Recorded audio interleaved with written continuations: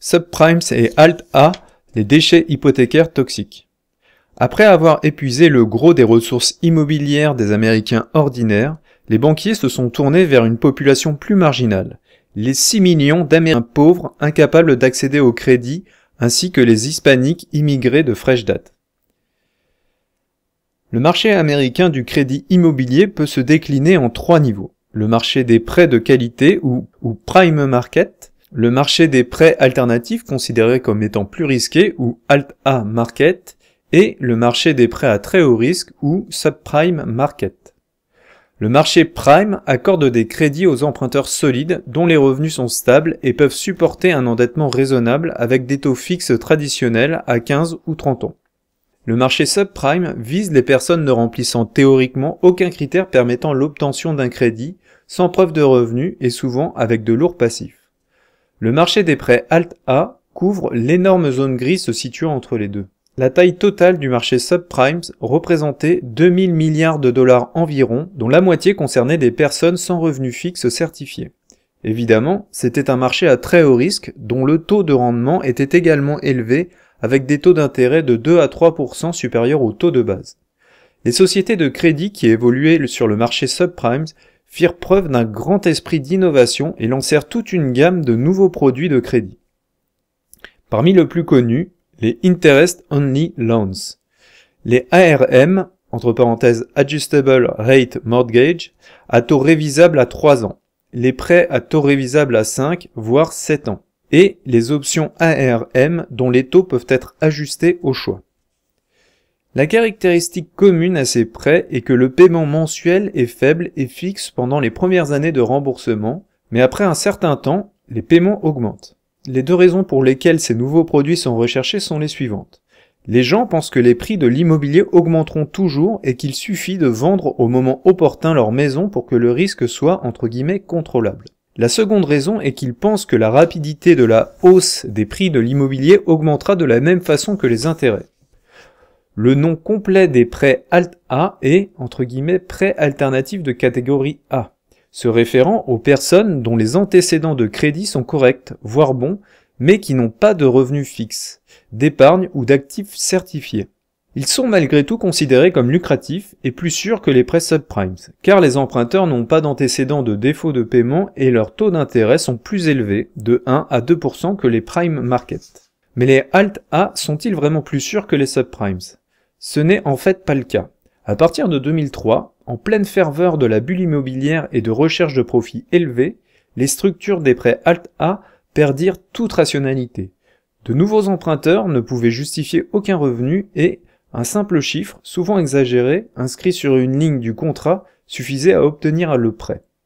C'est pourquoi les prêts Alt-A ont été appelés par les initiés les « prêts trompeurs ».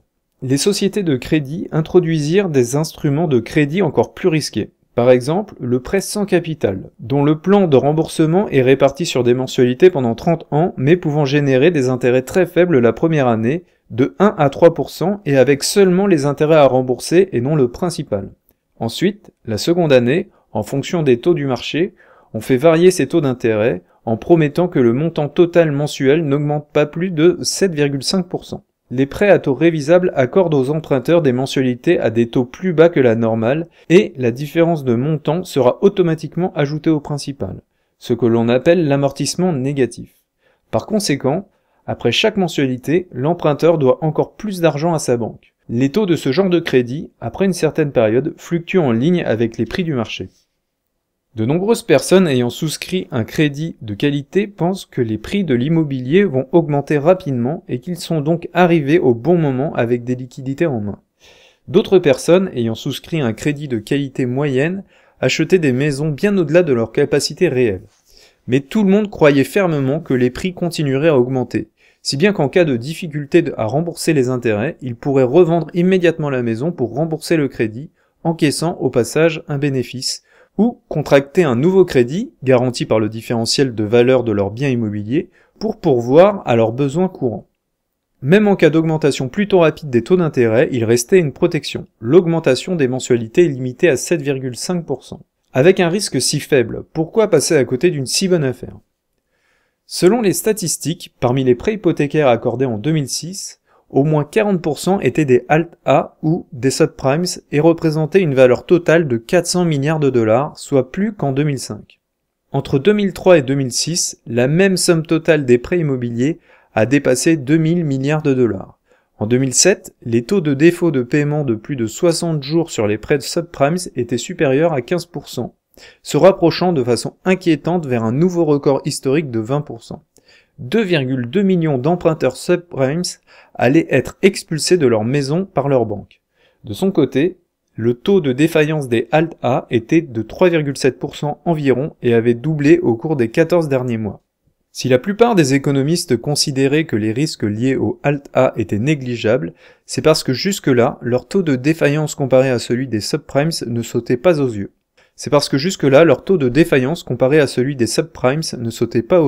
Pourtant, les risques potentiels se révélèrent très élevés. En effet, les prêts Alt-A contiennent deux bombes à retardement potentielles, car dès que les taux d'intérêt augmentent et que les prix de l'immobilier baissent, le marché implose automatiquement. Parmi les prêts sans remboursement du capital emprunté cité plus haut, l'augmentation des mensualités ne pouvait dépasser 7,5% après un réajustement des intérêts en fonction des taux du marché. Cette dernière ligne de protection donna un faux sentiment de sécurité à de nombreuses personnes, mais il y eut deux exceptions. Ces deux fameuses bombes à retardement. La première était le remaniement des taux tous les 5 ou 10 ans, où les mensualités des emprunteurs étaient automatiquement réactualisées. Les sociétés de crédit recalculant ces mensualités en fonction du nouveau montant du principal. Les emprunteurs voyaient donc leurs mensualités substantiellement augmenter et faisaient l'amère expérience du choc de remboursement. Compte tenu de l'amortissement négatif, le montant total du prêt des particuliers ne cessait d'augmenter et leur seul espoir était que les prix de l'immobilier ne cessent d'augmenter eux aussi, de sorte à pouvoir vendre leur maison et sortir du pétrin, sans quoi ils perdraient tout.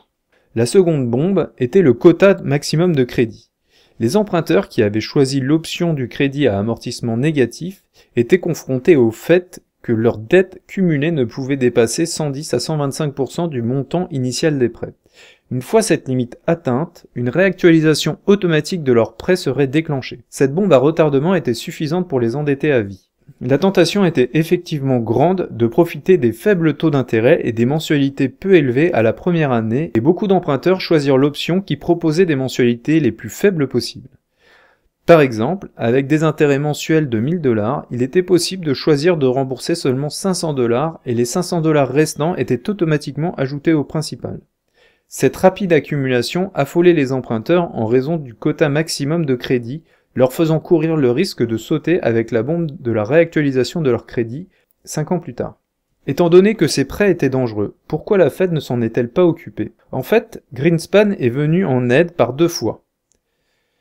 La première fois, en 2004, il pensait alors que les sociétés de crédit et les gens qui vendaient leurs maisons manquaient de courage car ils n'étaient pas particulièrement friands de produits de crédit à taux variable à haut risque, entre parenthèses la fameuse option ARM. Greenspan observa: les consommateurs américains pourraient être bénéficiaires si les prêteurs proposaient plus de produits hypothécaires alternatifs au crédit immobilier traditionnel à taux fixe.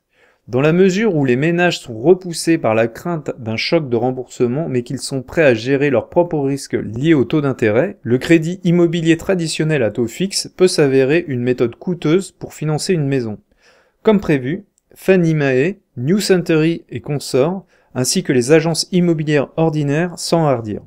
La situation dépassa toutes les limites du raisonnable et les prix de l'immobilier connurent une hausse fulgurante.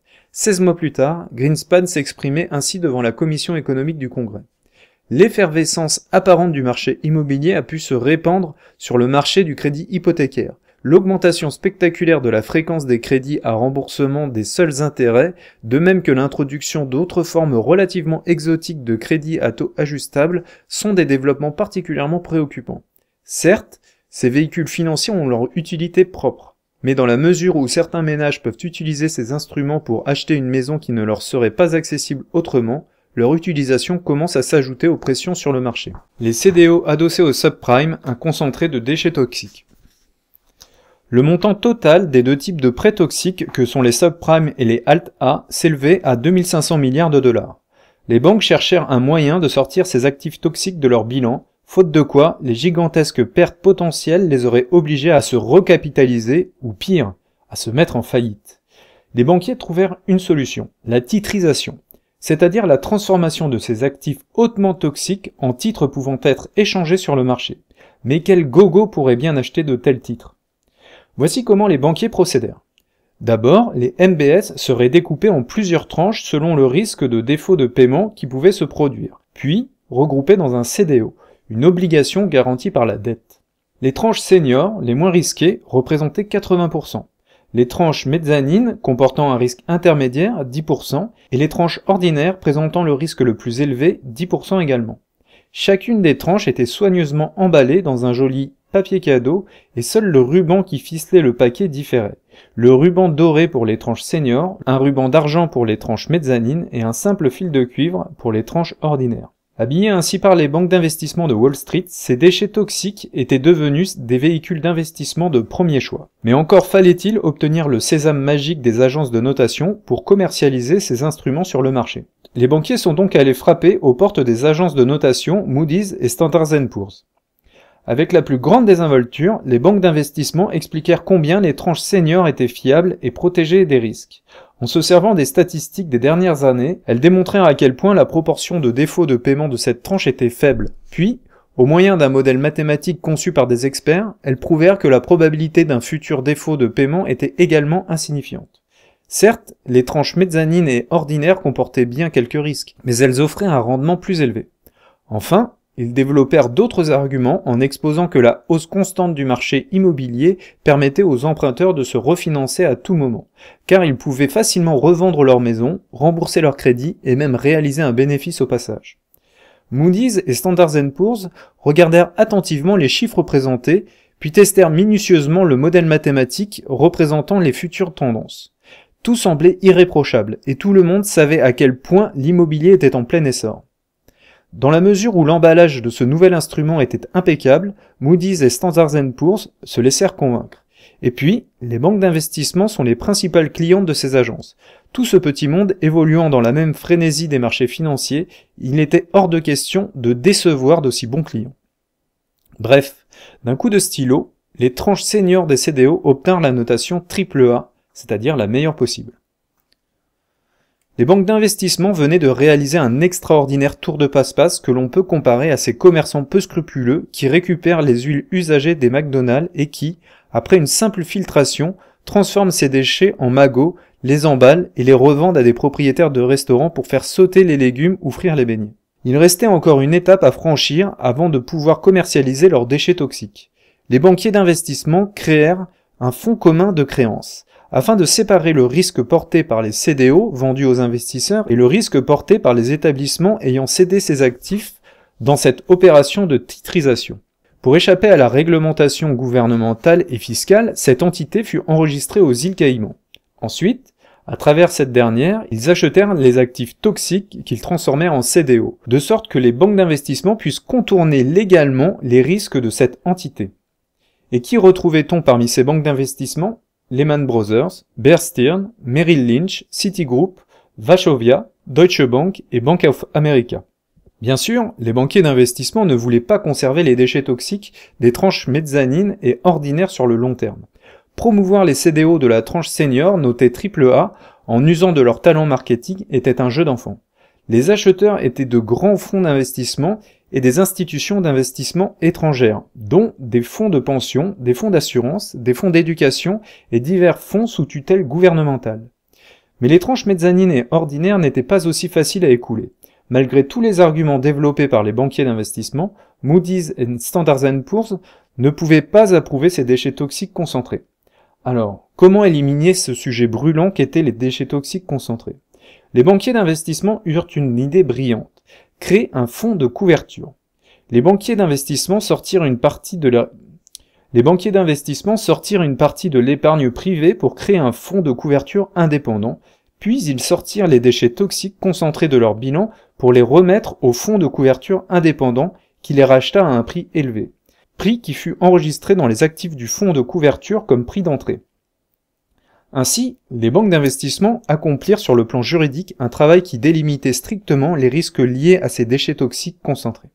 Il faut dire que depuis 2002, dans un environnement financier favorable, grâce au taux très faible d'intérêt fixé par la Fed, le terrain était fertile pour une vague rapide d'expansion du crédit. Les prix de l'immobilier doublèrent en 5 ans. Les emprunteurs subprimes pouvaient facilement obtenir des fonds pour maintenir leur mensualité. Il s'ensuivit un taux de défaillance des prêts subprimes beaucoup plus faible que prévu, assorti de taux d'intérêt élevés et présentant alors des risques relativement faibles. Leurs rendements élevés attirèrent l'attention. Le marché des CDO étant désert comparé au volume de transactions d'autres marchés de valeurs mobilières, les déchets toxiques changeaient très peu de main. Il n'y avait donc pas de véritable information disponible sur leur prix pour servir de référence. Dans ce contexte, les autorités de réglementation permirent aux fonds de couverture d'utiliser les résultats du modèle mathématique en tant que norme d'évaluation des actifs. Ce fut pour eux une excellente nouvelle. Leurs calculs montraient des rendements si élevés qu'il était difficile d'en faire la publicité. En effet, ceux-ci s'étageaient de 20 à 100%. Toutefois, ces CDO de déchets toxiques eurent soudain la cote à Wall Street et devinrent en vogue. À tel point que l'on finit par se les arracher. De plus en plus d'investisseurs demandèrent à se joindre aux fonds de couverture et, grâce à cet afflux important d'argent, les fonds de couverture devinrent une machine à cash pour les banques d'investissement. Les caractéristiques de base des fonds de couverture étaient les opérations à haut risque et à fort levier financier. Si l'on restait les bras croisés, la quantité de déchets toxiques s'accumulait, et pour honorer la réputation des fonds de couverture, il fallait utiliser au maximum l'effet de levier. Alors les gérants des fonds de couverture demandèrent des crédits aux banques commerciales et offraient en garantie les CDO toxiques qui se vendaient sur le marché. Les banques commerciales avaient beaucoup entendu parler de ces CDO et elles les acceptèrent facilement en garantie. Bien sûr, toute cette émission de prêts continuait à créer de l'argent neuf. Il faut noter que c'était déjà l'énième fois que le système bancaire utilisait une partie de la dette hypothécaire pour créer de la fausse monnaie. Le ratio de levée des fonds de couverture garantis par la dette hypothécaire était 5 à 15 fois supérieur. Lorsque ces fonds obtinrent de l'argent des banques, ils pouvaient acheter encore plus de CDO et leurs banques d'investissement accomplirent dans l'allégresse du raffinage de déchets toxiques en les transformant en obligations, c'est-à-dire du raffinage de MBS en CDO, fonçant à toute allure sur la voie rapide de l'autoroute de la titrisation d'actifs. Les institutions de crédit immobilier obtinrent encore plus d'argent pour rattraper dans leur filet de plus en plus de ces clients subprimes. Les sociétés de crédit étaient responsables de la production. Les banques d'investissement, tout comme Fannie Mae et Freddie Mac, étaient responsables de la transformation et de la vente. Les sociétés de notation étaient les bureaux de supervision. Les fonds de couverture se chargeaient de l'entreposage et du commerce de gros. Les banques commerciales fournissaient des crédits. Et les fonds de pension, fonds sous tutelle du gouvernement, fonds pour l'éducation, fonds d'assurance et investisseurs des structures étrangères devinrent des consommateurs finaux de ces actifs toxiques. Les sous-produits de ce processus sont l'excès mondial de liquidité et le fossé croissant entre les riches et les pauvres. Une chaîne parfaite de production de déchets toxiques fut ainsi formée. Les statistiques du Trésor se décomposaient ainsi. Émission de CDO au premier trimestre 2017, 200 milliards de dollars. Émission de CDO en 2006, 310 milliards de dollars. Émission de CDO en 2005, 151 milliards de dollars. Émission de CDO en 2004, 100 milliards de dollars. Les CDO synthétiques, des déchets toxiques concentrés de grande pureté. En l'absence de toute déontologie, la confiance des investisseurs fut stimulée par une publicité outrancière. Et comme les banques d'investissement avaient conservé quelques concentrés de déchets financiers, elles essayèrent de recycler ces actifs toxiques en avantages économiques. Elles eurent une nouvelle idée. Pour Wall Street, tant qu'il y aura des flux de trésorerie, il faudra trouver un moyen pour en faire des valeurs mobilières. Les déchets toxiques qui se trouvaient entre les mains des banques d'investissement n'avaient pas encore rencontré de problème majeur de défaut de paiement et le flux généré par les intérêts mensuels était stable. Mais l'on pouvait s'attendre à de probables risques dans le futur. Alors, comment se couvrir? Tout simplement en s'assurant sur les défauts de paiement à venir. Ce fut l'invention des CDS, ou Credit Default Swaps, un titre par lequel on transfère le risque lié au crédit en versant une prime initiale. Avant d'introduire un tel produit, les banques d'investissement devaient d'abord élaborer un système théorique pour expliquer son caractère nécessaire et raisonnable. Ils séparèrent les revenus d'intérêt des CDO en deux modules. L'un servait à couvrir les coûts supportés par les fonds, l'autre couvrait les risques de défaut de paiement. Il était nécessaire ensuite de transmettre ces risques de défaillance à d'autres personnes et pour cela il fallait verser une somme initiale, la prime. Si des investisseurs acceptaient de supporter le risque des CDO, ils toucheraient les primes versées par les banques d'investissement. Selon les investisseurs, les flux de trésorerie générés par ces primes d'assurance ne sont pas vraiment différents des flux de trésorerie provenant d'obligations ordinaires. C'était bien là le principal contenu des contrats CDS. Dans ce processus, les investisseurs portant le risque n'ont pas besoin de sortir de fonds, ni d'avoir quelque lien que ce soit avec des actifs d'assurance. Ils supportent simplement les risques potentiels des CDO et touchent pour cela une prime.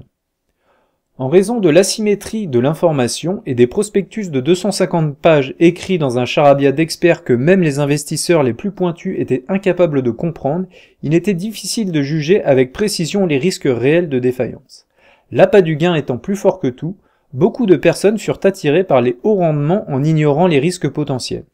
À cette époque, bien que les déchets toxiques concentrés fussent en théorie entre les mains des banques d'investissement, les risques de défaillance furent transmis à d'autres intervenants. Jusqu'ici, les banques d'investissement étaient parvenues à des résultats époustouflants, et, la cupidité humaine n'ayant pas de limite, des dangers terribles allaient s'accumuler sur les marchés financiers.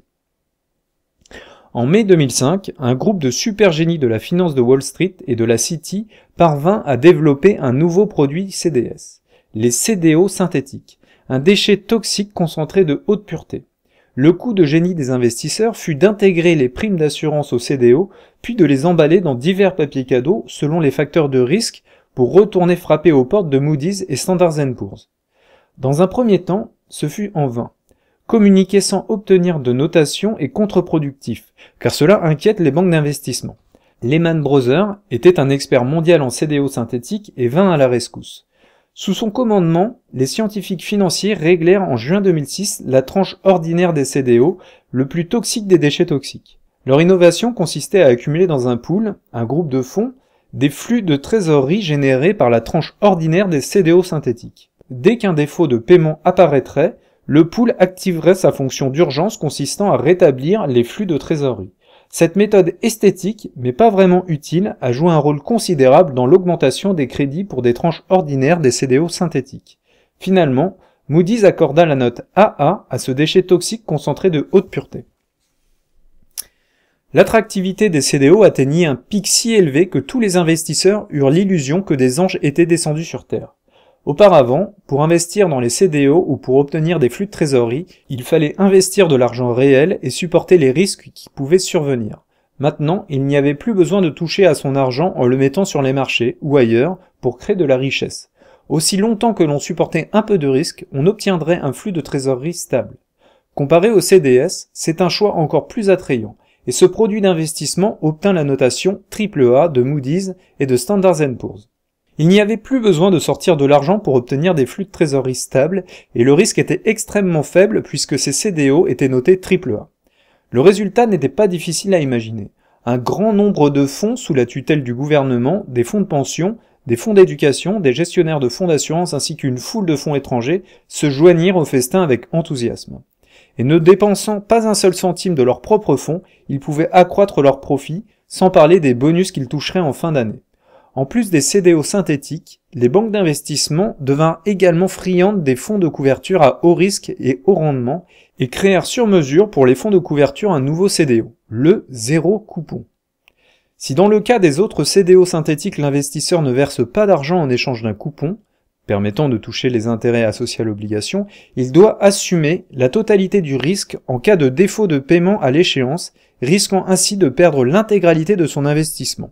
Mais dans le cas du zéro coupon, l'investisseur ne verse qu'une fraction de la valeur faciale du CDO, généralement 5%, mais ne reçoit pas de coupon.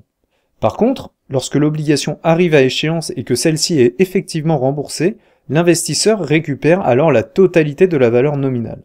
Ainsi, en investissement les CDO zéro coupon, les fonds de couverture ne versent qu'une fraction de la valeur nominale. Et s'il n'y a pas de défaut de paiement, alors les profits réalisés peuvent atteindre 20 fois la mise de départ. L'imagination innovatrice de la finance de Wall Street semble être infinie.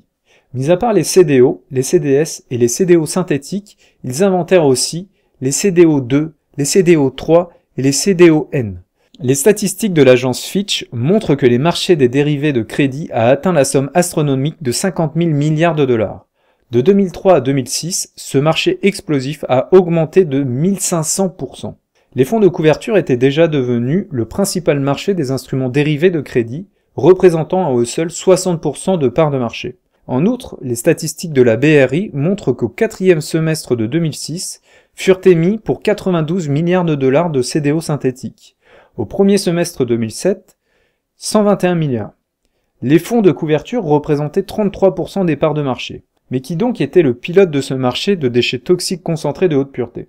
Aussi surprenant que cela puisse paraître, c'étaient les fonds conservateurs des fonds de pension et des investisseurs étrangers. Et ces fonds avaient réellement investi dans la tranche CDO ordinaire la plus toxique.